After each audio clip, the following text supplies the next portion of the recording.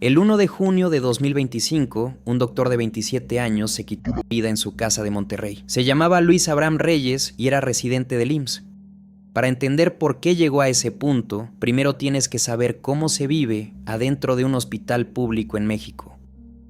Un residente es un médico que ya terminó la carrera y trabaja en un hospital mientras se prepara para obtener una especialidad. En teoría, está ahí para aprender, pero en la práctica termina haciendo gran parte del trabajo que mantiene funcionando al hospital, sobre todo durante las guardias, cuando muchos de los demás médicos ya se fueron a casa. La norma permite que trabajen hasta 80 horas por semana, que es prácticamente como tener 2 empleos de tiempo completo. Aún así, muchos residentes aseguran que llegan a trabajar entre 100 y 120 horas semanales, con guardias de hasta 36 horas seguidas sin dormir. Y el cansancio no es el único problema. Dentro de los hospitales existe una jerarquía muy marcada, casi como si fuera el ejército. Los médicos de base y los residentes con más experiencia pueden tratar mal a los que van empezando, porque saben que quejarse puede traer consecuencias. Ellos son quienes los califican y deciden si pasan de año o si todo el esfuerzo que hicieron termina perdiéndose. Por eso, muchos prefieren quedarse callados. Enséñame las notas de hoy. No están, cabrón, porque no las pusiste. Sí, no las agregué. Ah, ¿no las agregaste y sí las hiciste? Las de hoy no, todas están todas las personas. Ah, mira, cabrón, si regreso al quirófano y no están esos expedientes, cabrón, el lunes ya ni vengas, hijo de... Porque aquí me vale madre tu pinche programación. Llego y están todos haciéndose en las computadoras, cabrón, cuando las indicaciones y las notas es lo primero que tienes que hacer. Tu programación y tus pinches relojes me valen un cabrón. Sí, sí. A la 1 voy a venir, cabrón, y si no está eso, el pinche lunes ya ni te me aparezcas aquí, cabrón. Abraham era de Chihuahua, ahí estudió medicina y se graduó como médico cirujano. Después presentó el examen nacional para entrar a una especialidad, una prueba muy difícil en la que miles de médicos compiten por pocos lugares. Como obtuvo un buen resultado, consiguió una plaza como residente. Eso lo llevó a mudarse solo a Monterrey, lejos de su familia, para trabajar en la UMAE 25 del IMSS, uno de los hospitales más importantes del norte del país. Ahí se estaba preparando para convertirse en cardiólogo. Hasta ese momento, todo parecía una historia de éxito. Pero según contaron sus compañeros, Abraham llevaba meses sufriendo acoso dentro del hospital por parte de médicos con mayor autoridad. Lo humillaban frente a los demás y lo amenazaban con reprobarlo si no aceptaba cargas de trabajo que ni siquiera le correspondían.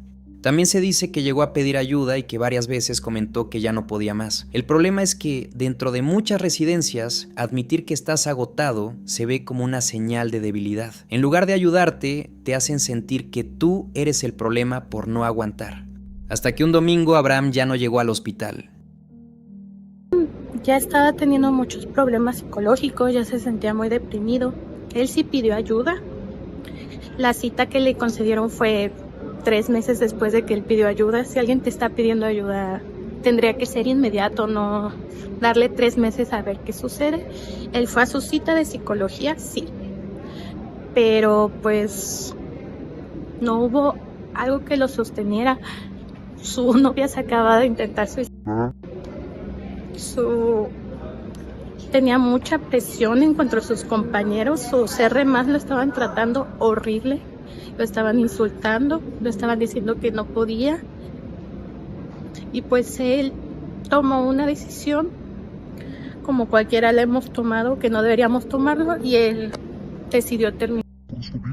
Lo que ocurrió después hizo que el caso dejara de verse solamente como una tragedia personal. Los residentes de la UMAE 25 publicaron un documento firmado en el que denunciaron las condiciones que se vivían dentro del hospital y exigieron la salida del médico que, según ellos, acosaba a Abraham. En ese documento dejaron claro que Abraham no fue el único al que llevaron al límite. Cualquiera de ellos podía terminar igual. En cuestión de días, miles de médicos de todo México comenzaron a contar sus propias experiencias usando la etiqueta "pude haber sido yo". Un exresidente de urología explicó que sus jornadas empezaban a las 3 de la mañana y terminaban hasta las 9 o 10 de la noche. Otros contaron que tenían que comer a escondidas para que no los castigaran, o que incluso los regañaban si llegaban a enfermarse. Cuando leí lo de Abraham, y lo digo, yo no era su mejor amigo, yo nunca pensé que iba a ser eso, pero Yo lo vi y fui a abrazar a mi mamá y dije, mamá, puede haber sido yo.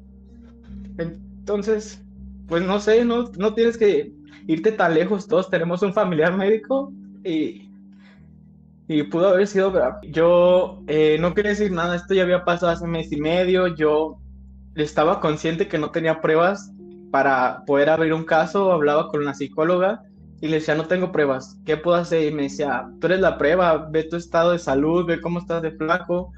También se descubrió que el caso de Abraham no era el primero. Apenas unas semanas antes, en mayo de ese mismo año, otro residente se había quitado la vida dentro de un hospital del IMSS en La Piedad, Michoacán. Sus compañeros también señalaron que la presión laboral había influido. Y en la misma UMAE 25 donde trabajaba Abraham, otro residente llamado Edgar García ya había intentado quitarse la vida después de denunciar acoso. Él sí presentó una denuncia formal, pero el caso terminó archivado porque, según las autoridades, no había suficientes pruebas. Cuando todo esto salió a la luz, el director de la UMAE 25 publicó un video para lamentar la muerte de Abraham. También aseguró que en su expediente no existía ningún reporte previo de acoso. Oficialmente nadie sabía nada, aunque decenas de residentes habían firmado un documento afirmando que los abusos sí existían. La familia y los compañeros de Abraham no permitieron que el caso quedara olvidado. A partir de su historia nació una petición para crear la llamada Ley Abraham, que reunió decenas de miles de firmas. La propuesta busca que los médicos en formación tengan canales seguros para denunciar abusos y acceso real a atención psicológica. Para finales de 2025, el tema ya había llegado al Congreso. Entre las propuestas estaba impedir que un residente trabajara más de 24 horas seguidas. Sin embargo, esa ley todavía no se ha convertido en una realidad. Mientras tanto, en algún hospital público del país, seguramente hay un residente que lleva más de 30 horas despierto, atendiendo pacientes bajo una presión enorme y sintiéndose tan atrapado como se sentía Abraham. A mediados de octubre de 2025, dos médicas internas del IMSS en Irapuato, Guanajuato, grabaron un video dentro del hospital mientras una paciente se quejaba de dolor. En lugar de atenderla o simplemente respetar, aparecieron frente a la cámara usando un filtro de payaso e imitando los gritos que se escuchaban detrás. Incluso una de ellas dijo, "Ya me dio migraña", refiriéndose a los lamentos de la paciente.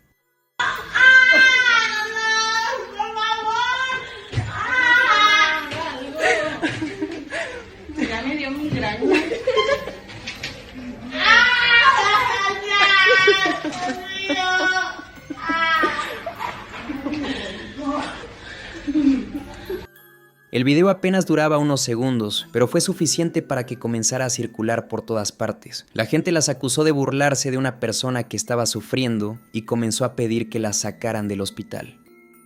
Después se aclaró que todavía no eran médicas contratadas, sino estudiantes que estaban realizando su internado. A pesar de esto, fueron retiradas temporalmente del servicio mientras se revisaba lo ocurrido. Durante varios días, el caso apareció en medios y también comenzaron a circular supuestas disculpas de las jóvenes, aunque nunca quedó claro si realmente eran ellas. Después, el tema simplemente desapareció. Nunca se informó si las expulsaron del internado, si recibieron alguna sanción o si pudieron regresar a trabajar con pacientes. Lo único que quedó fue el video de dos futuras médicas usando el dolor de una paciente como fondo para hacer una broma en TikTok.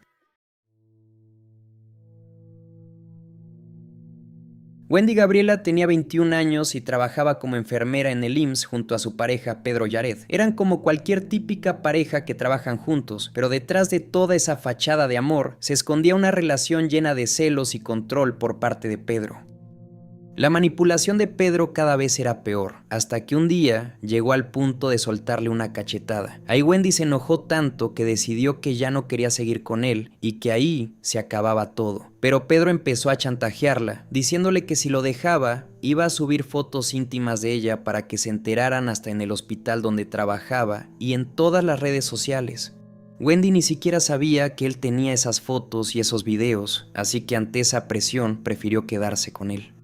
Es imposible que tú tengas un video mío, que tengas contenido mío. O sea, nunca he pasado, nunca me he tomado fotos, nunca me han grabado. Me dice, no, sí lo tengo. Y me los manda. me manda los videos y las fotos. Eran muchos videos y fotos. Sí, y yo le dije, ¿cómo crees? O sea, ¿por qué hiciste eso? Me dice, te dije. Fue el 10 de marzo cuando todo cambió para Wendy. Estaban en Ecatepec, en la casa de la mamá de Pedro, en la unidad guadalupana, y ella se estaba arreglando para salir cuando Pedro empezó a reclamarle por qué iba a salir. Le molestaba que tuviera amigos y que quisiera superarse en la vida. Wendy intentó salirse de la casa para que la pelea no creciera más, pero en ese momento Pedro agarró un objeto filoso y se le fue encima, atacándola en la cara y en todo el cuerpo mientras le gritaba que no merecía vivir y que no iba a estar con nadie más. Ya cuando voy de salida a la puerta de la entrada, yo abro la puerta y es que la vuelvo a cerrar. Ya me empieza a agredir con un cuchillo, empieza a decirme que yo de ahí no iba a salir viva, que yo merecía morir. Empezó a decirme muchas frases de odio, ¿no? De un odio genuino. Yo veía su cara, o sea, yo sí llegué a ver su cara, él cómo lo disfrutaba, él cómo cambiaba de enojo y sonreía, y era una situación muy espeluznante para mí, ¿no?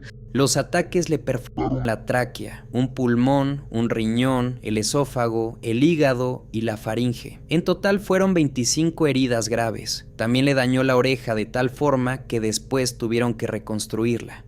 Y como los golpes iban directo a la cara, Wendy trató de cubrirse con las manos, así que terminó también con heridas profundas. Las heridas eran tan graves que Wendy empezó a ahogarse con su propia sangre. En ese momento llegaron la mamá, el hermano y la tía de Pedro. Vieron todo lo que estaba pasando y aún así se quedaron afuera sin hacer nada. Cuando Pedro por fin se detuvo, fue su familia la que la llevó al Hospital de las Américas, pero ahí la dejaron como si fuera una desconocida, sin avisarle a la familia de Wendy ni a la policía. Fue hasta que sus familiares lograron encontrarla que la trasladaron al Centro Médico Nacional La Raza del IMSS, donde por fin le dieron la atención que necesitaba. En total estuvo 22 días hospitalizada, 4 de ellos en coma profundo. Yo sentía como me ahogaba con la sangre. Yo pedía ayuda, ¿no? Yo esperaba que llegara ayuda y en eso abre la puerta. En un momento dije, me van a ayudar, ¿no? O sea, ya llegó alguien, ya voy a estar segura. Y no fue así. O sea, simplemente abren y vuelven a cerrar. Era la mamá, la tía y el hermano. Wow. Ellos pues observaron la situación y cerraron y empezaron a gritar por fuera que se detuviera, que ella parara. Pero hasta que la tía le dice, le voy a hablar a la policía, es que él se detiene. Okay. Cuando empieza a escuchar esos gritos, él para y sale. Okay. Enojado va y le dice a su mamá, ¿por qué te enojas tanto si ya me deshice del puto problema? Y su mamá empieza a gritar, ¿qué vamos a hacer? Y en lugar de que yo sintiera de que ya llegaron a ayudarme, yo sentí más miedo, yo sentí un pánico. ¿Qué vamos a hacer? Sí, significa algo muy dije, poderoso. Me van a ir a botar, ¿no? Me van a tirar en un canal, me van a desaparecer. Cuando Wendy por fin pudo contar todo lo que le había pasado, la Fiscalía del Estado de México quería hacer pasar el caso como si hubieran sido unas simples lesiones. Esto hizo que Pedro siguiera libre e incluso trabajando como siempre en el hospital del IMSS. Cuando el caso de Wendy empezó a hacerse viral gracias al periodista Osvaldo Müller, la presión de la gente obligó a las autoridades a cambiar el delito y de simples lesiones pasó a feminicidio en grado de tentativa. Gracias a eso, el 26 de abril de 2026, lograron encontrar a Pedro escondido en un anexo de Alcohólicos Anónimos en Atlacomulco. Su propia familia lo había metido ahí para ocultarlo, y hasta le raparon el cabello para que no lo reconocieran. Al final lo detuvieron a él junto con 4 familiares por ayudarlo a esconderse. Ya con la investigación en marcha, salió a la luz que Pedro tenía antecedentes de haber atacado a otras 2 mujeres antes de Wendy. ¿Cuáles son sus declaraciones? ¿Qué manifiesta él? ¿Cuál es su versión de los hechos? Hasta este momento él no ha declarado, pero te puedo platicar que en la primera audiencia su mirada hacia nosotros era retadora. En ningún momento se mostró arrepentido o que estuviera fuera de la conciencia de lo que había hecho. Lo disfrutaba, ¿sabes? Wendy logró sobrevivir a pesar de la gravedad de sus lesiones, pero ya no podrá volver a trabajar como enfermera y ahora vive con miedo, además de que necesita revisiones médicas constantes para seguir recuperándose. Pedro, por su parte, se encuentra en prisión preventiva en el penal de Chiconautla. Su defensa intentó que llevara el juicio en libertad, usando un brazalete electrónico, pero el juez decidió que debía quedarse en la cárcel mientras avanza el proceso. Ruth Escareño era una mamá trabajadora que tenía que dejar a su hija para que la cuidaran en la guardería Techo Comunitario del IMSS de Ciudad Juárez. Un día se empezó a dar cuenta de que a su hija de 2 años le costaba mucho dormir por las noches, y cuando pasaba por ella a la guardería tenía comportamientos raros. La llevó al pediatra porque creyó que era algo de la edad, y el doctor, después de revisarla, le dijo que tenía señales de abuso sexual y que debía poner una denuncia. Ruth llevó a su hija a la fiscalía porque la niña le decía que le dolía la parte íntima. La revisaron y encontraron señales claras de abuso. Cuando le preguntaron sobre quién le había hecho eso, dijo que su maestra Naomi lo hacía siempre. Con la denuncia que ya había puesto Ruth, pensó que sería suficiente para que cerraran la guardería y comenzaran a investigar, pero siguieron trabajando como si nada. Cuando los demás papás se enteraron, también llevaron a sus hijos a que los revisaran y todos contaban lo mismo, dando como resultado 26 casos, donde había también bebés de solo 43 días de nacidos. Una maestra de la guardería Techo Comunitario fue señalada de haber cometido abuso sexual en contra de 26 pequeños de entre 0 recién nacidos a 3 años. Este caso es de hace un año y a la fecha no se ha hecho justicia. A pesar de que esta maestra de nombre Naomi Yamilet fue vinculada a proceso, esto fue en julio del año pasado, actualmente está en prisión preventiva. Los padres de familia aseguran que la acusada cuenta con 36 abogados que la defienden y que todas sus audiencias se han diferido, por lo que creen que la mujer trabaja para una organización internacional. Madres y padres de las víctimas aseguran que no van a parar hasta que se haga justicia para sus pequeñitos. El problema fue que los niños no daban muchos detalles sobre lo que les había pasado, así que tuvieron que recurrir a la ayuda de psicólogos para poder tener toda la información necesaria y que pudieran arrestarla. Los papás también pidieron que la guardería les diera los videos de las cámaras de vigilancia, pero la directora, Nidia Lara, les decía que no se alcanzaba a ver nada o que las imágenes salían muy borrosas. Y lo peor es que la directora ya sabía lo que estaba haciendo Naomi desde antes y no hizo absolutamente nada. Naomi siguió trabajando como si nada hasta que, mes y medio después de que pusieron la primera denuncia, lograron arrestarla. Y solo después de eso cerraron la guardería para empezar a investigar.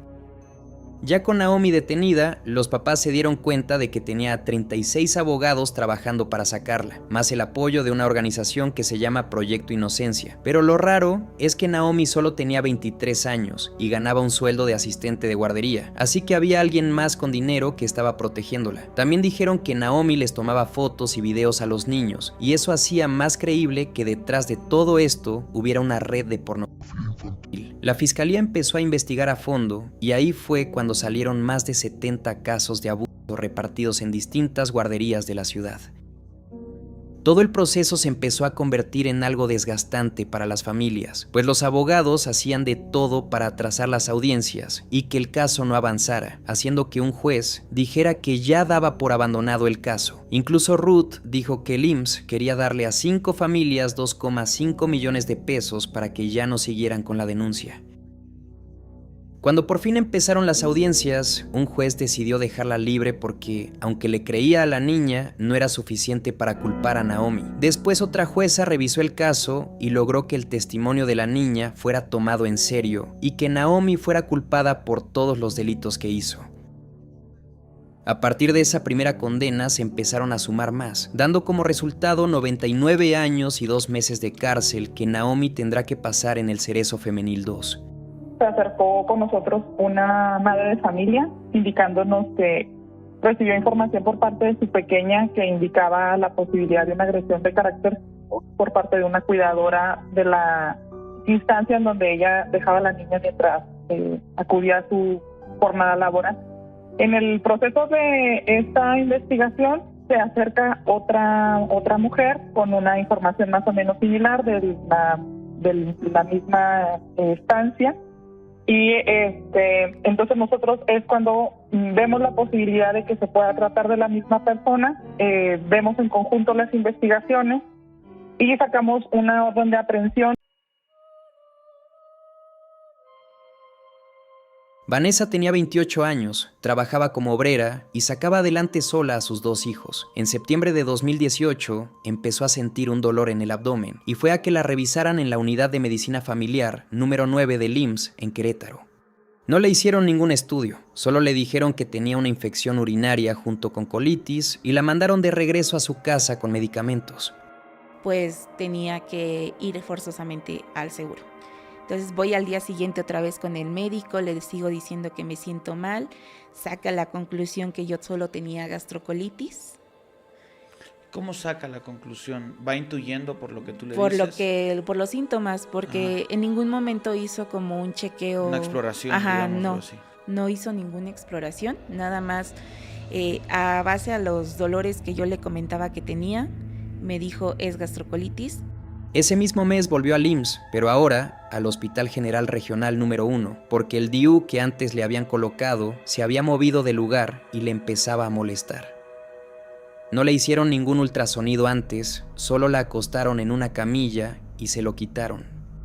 Mientras estaba acostada, Vanessa escuchó a los médicos decir que tenían hambre y que se irían a comer, así que la dejaron ahí sin decirle nada más. Media hora después llegó un camillero y la ayudó a acomodarse, y hasta el día siguiente la dieron de alta. Y ahí, al momento de quererlo retirar, se les rompe el hilito y se mueve. Entonces me dicen que tienen que hacerme un legrado para poderme retirar el DIU. Pero se rasgó un poquito por adentro mi útero y en quirófano agarró una bacteria hospitalaria. Influyó que los médicos se fueron, yo quedo abierta de piernas en camilla, entonces no me cubren, no nada, entonces fui más propensa a agarrar una infección. 3 días después regresó porque no se podía ni mover por un dolor en la espalda baja, pero como en su expediente solo decía que le acababan de quitar el DIU, los doctores no quisieron hacerle más estudios y la regresaron otra vez a su casa. Pero lo que en realidad tenía era una infección que ya llevaba varios días avanzando sin que nadie la atendiera. El 2 de octubre Vanessa regresó al hospital porque la infección ya estaba tan avanzada que le provocó 3 paros cardíacos y cayó en coma. Ahí, mientras estaba inconsciente, la operaron para quitarle la matriz y un ovario porque la infección le había tapado las venas y las arterias de las piernas. Así que, en esa misma operación, se las tuvieron que amputar para salvarle la vida. Porque llevo 5 amputaciones en total. ¿Cuándo llegan a la conclusión de que se va a hacer la primera amputación? O sea, ¿quién te dice se va a hacer la el angiólogo. ¿El angiólogo se acerca contigo? Sí, él se acerca conmigo, me explica. Bueno, ya habían pasado varios médicos. De hecho, el angiólogo fue el más tranquilo, que me explicó mejor, porque había doctores que llegaban y con su plumoncito me marcaban. Hasta aquí vamos a cortar. No me decían por qué, no, o sea, solo era como una manera, yo digo que muy cruel de decirte.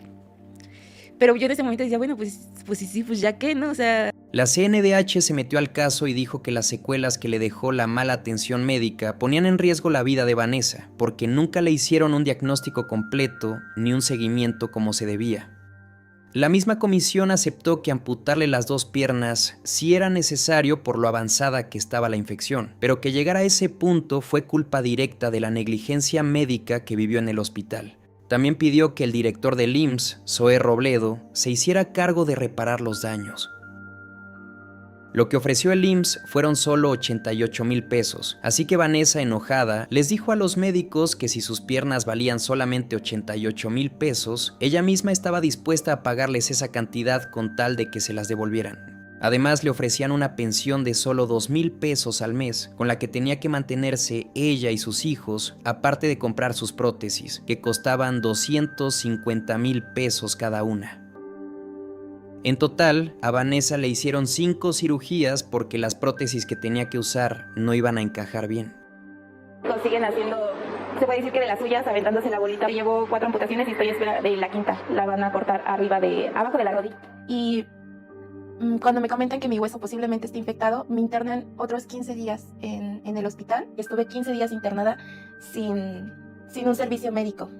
Nada más, pues, pasando el tiempo ahí porque no me hicieron estudios, no me hicieron nada. Aparte del dinero, Vanessa pidió que le pagaran las prótesis, que le subieran la pensión, atención psicológica y psiquiátrica para ella y su familia, y que el personal médico del IMSS tomara cursos de concientización para que aprendieran a tratar a los pacientes. Después de 8 años, Vanessa sigue peleando para que se haga justicia. Un juez ya le dio la razón, pero el IMSS no se quiere hacer responsable y ahora está intentando pagarle todavía menos de los 88,000 pesos que le habían ofrecido al principio. Mientras tanto, ella tiene que vender dulces en la calle para sacar adelante a sus hijos, esperando a que por fin se haga justicia por lo que le hicieron. A generarme trabajo, a darme autoempleo, empiezo a estudiar todo lo que tiene que ver con belleza, extensiones, uñas, maquillaje, peinado. Y pues en eso se me van mis 2,000 pesos en buscar maneras de trabajar y aprovechar al máximo mi segunda oportunidad de vida. El 16 de abril de 2024, Nora Angélica fue al Centro Médico Siglo XXI del IMSS para hacerse un análisis para descartar cáncer de mama. Pero al momento de hacerle este análisis, en lugar de ponerle lidocaína para evitar el dolor, la doctora Beatriz Adriana Alcántara le inyectó formol, una sustancia que normalmente se usa para conservar cuerpos y tejidos de personas fallecidas. Mientras le sacaban 8 muestras de tejido, Nora sentía como si algo la estuviera quemando por dentro. Aunque se lo dijo a la doctora, ella siguió con la biopsia y dijo que eso era normal en este tipo de estudios. Me inyecta la doctora el formol, ¿sí? Y continúa con el proceso. Entonces yo le refiero, oiga doctora, esto me duele muchísimo, siento una molestia, siento un calor, siento que no puedo con esto, ¿sí? La verdad que fue muy tortuoso y la doctora me dice, no, pues es parte del proceso, ya va a pasar, ¿sí? Nora se fue a su casa, pero con el paso de los días empezó a sentirse cada vez peor. Tenía fiebre, su seno se le inflamó, la piel comenzó a cambiar y después incluso empezó a salir pus. Fue entonces cuando la llevaron de emergencia al hospital. Ahí, un médico de radiología le dijo que por error le habían inyectado formol, como si se tratara de algo simple y sin explicarle la gravedad de lo que había pasado.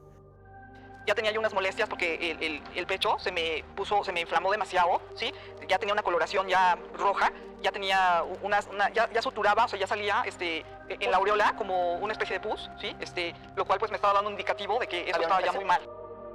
El formol había dañado tanto el tejido que ya no pudieron salvar su seno derecho y tuvieron que quitárselo por completo. Después llegaron los resultados del estudio y confirmaron que Nora no tenía cáncer. Al final, perdió el seno por el formol y no por enfermedad. Nora presentó una denuncia, pero la doctora negó haber cometido algún error, y el IMSS aseguró que todo había sido una reacción al anestésico. Hasta ahora, Nora no sabe si alguien recibió algún castigo por lo que le hicieron. El 9 de julio de 2023, Aitana Betsabe Domínguez, una niña de 6 años, fue internada por dengue en un hospital del IMSS en Playa del Carmen, Quintana Roo. La noche siguiente, un camillero llamado Víctor F. debía trasladarla a otra parte del hospital. Mientras intentaba meter la camilla al elevador, este comenzó a subir con las puertas abiertas. Como la camilla todavía no había entrado por completo, parte del cuerpo de Aitana quedó afuera y la niña terminó prensada entre el elevador y el piso. Trabajadores del hospital empezaron a jalar la camilla para tratar de ayudarla, pero ya había perdido la vida. Dentro del elevador también quedó atrapado el camillero y tuvo que salir por un pequeño hueco. El accidente fue grabado por personas que estaban en el lugar y los videos empezaron a circular por todas partes.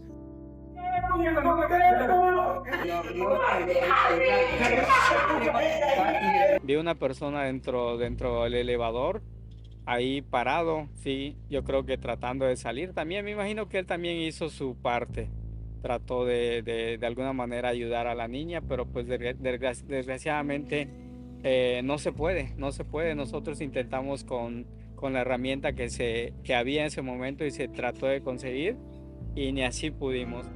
Después surgieron testimonios que aseguraban que el accidente pudo haberse evitado. El elevador ya había presentado fallas horas antes, por lo que un técnico de la empresa encargada de repararlo fue al hospital para revisarlo. Sin embargo, se retiró sin colocar ninguna señal o barrera que impidiera seguir usándolo. Además, trabajadores del hospital dijeron que llevaban meses reportando fallas en esos elevadores, pero en lugar de darles mantenimiento, supuestamente despidieron a quienes denunciaron el problema. Pues sí, da enojo, impotencia, porque se ha reportado esos casos. Se le ha dicho a los administradores, a los jefes, que los elevadores no están funcionando. Si hubieran hecho caso a la petición de los trabajadores, esto nunca hubiera pasado. Meses antes de la muerte de la pequeña Aitana Betsabe, trabajadores del Instituto Mexicano del Seguro Social en Quintana Roo fueron despedidos por reportar elevadores en mal estado. Desde ese momento, el caso empezó a verse como una negligencia de la empresa encargada del elevador y del propio hospital. Al principio, el camillero fue acusado de homicidio imprudencial, pero como estaba consciente y solo tenía algunas heridas, explicó desde la camilla cómo había ocurrido todo. Aunque lo detuvieron, se determinó que no había sido su culpa porque él solo estaba haciendo su trabajo. No, a mí no me importa. A mí no me importa hoy aceptar una culpa que no es mía, porque también fui víctima, porque también quedé encerrado, ¿sí? Y quedé encerrado porque hice mis cosas y salí por un pinche agujero que estaba cabrón y todavía yo intenté rescatar a la bebé. Y lo intenté hacer porque al final de cuentas todos somos padres o la mayoría. Claro, así es. Tenía la edad de mi hijo menor. Cálmate, Víctor, pasado. Ánimo, Víctor. Venga, Víctor. Vamos, Víctor. Las autoridades empezaron a investigar por qué falló el elevador, quién se encargaba de darle mantenimiento y qué responsabilidad tenían el hospital y la empresa contratada para revisarlo. Días después, el director del IMSS dijo que apoyarían a la familia de Aitana con atención médica, psicológica y también con becas para sus hermanos, pero aún así la familia sabía que eso no hacía justicia por lo que le había pasado a su hija y mucho menos que el caso estuviera resuelto. Pasaron 3 meses y el papá de Aitana contó que sentía que el caso ya se había quedado parado, que la investigación no avanzaba y que el IMSS no les había dado toda la información para saber quiénes tuvieron la culpa. Actualmente la familia sigue sin tener justicia porque no hay ninguna persona acusada por lo que pasó. Ahorita yo no estoy deslindando a nadie de responsabilidad. Todos son responsables del accidente hasta que se aclaren los hechos. Hasta Zoe Robledo. Todos. Y tiene que ver las ratas que existen ahí también. O sea, todos son culpables hasta que se aclare el asunto. Melissa Morales Mejía tenía 43 años, trabajaba como cocinera y vivía en Tijuana, pero en junio de 2023 su vida cambió por completo debido a un dolor de estómago.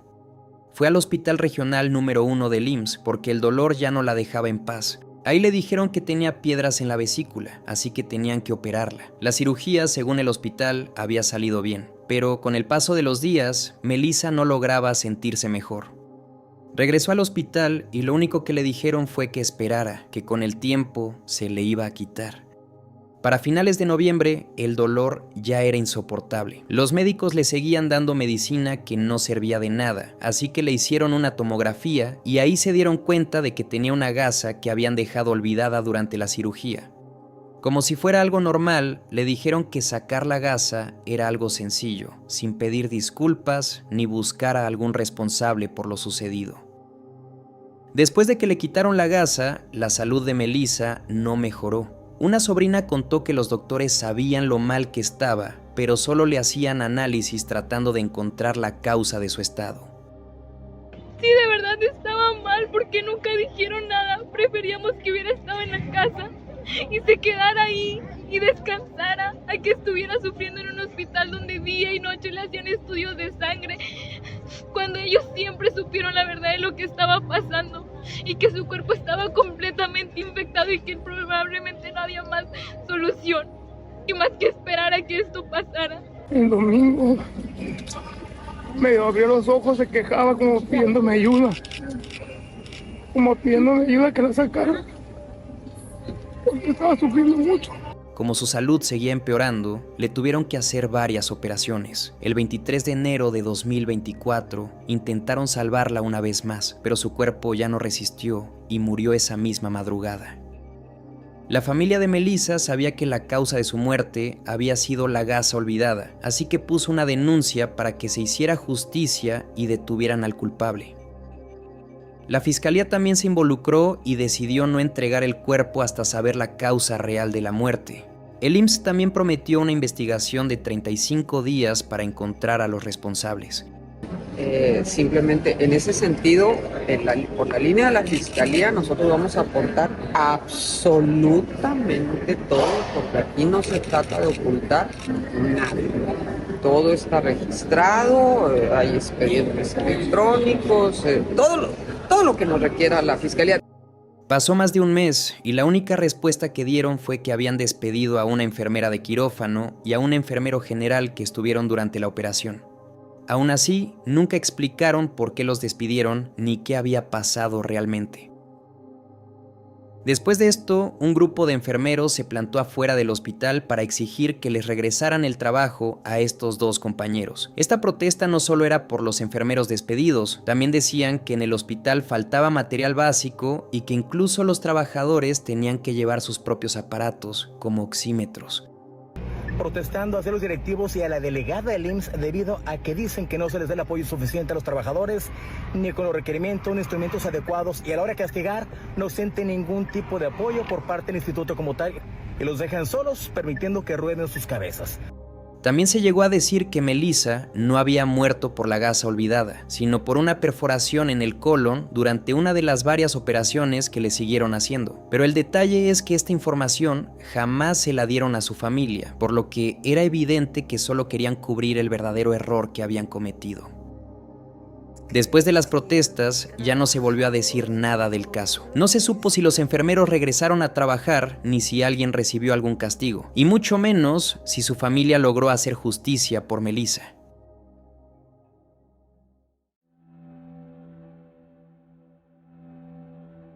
Tengo como ideal, si hay que tomar ejemplos de otros países, un buen ejemplo es el de Dinamarca. Durante el sexenio de AMLO, el 16 de enero de 2020, López Obrador dijo en una de sus mañaneras que para el 1 de diciembre de ese mismo año, México ya tendría un sistema público de salud con atención médica y medicamentos gratuitos. Aseguró que estaría al nivel de los mejores del mundo y que incluso sería mejor que el de Dinamarca. Y Dinamarca no era cualquier país para usarlo como comparación. Es uno de los que más dinero invierte en salud, cerca del 10% de toda su economía, mientras que México, históricamente, ni siquiera ha llegado al 3%. O sea, estaba prometiendo que en solo 11 meses, México iba a alcanzar un sistema al que se le destina más del triple de dinero. 2 meses después llegó la pandemia, los hospitales del seguro se saturaron, había familias durmiendo afuera esperando noticias de sus enfermos y en algunos lugares tuvieron que instalar tráileres refrigerados afuera de los hospitales porque ya no había dónde guardar los cuerpos. Y llegó el 1 de diciembre, ese día Dinamarca se volvió tendencia en México, pero no por nada que hubiera pasado en Dinamarca.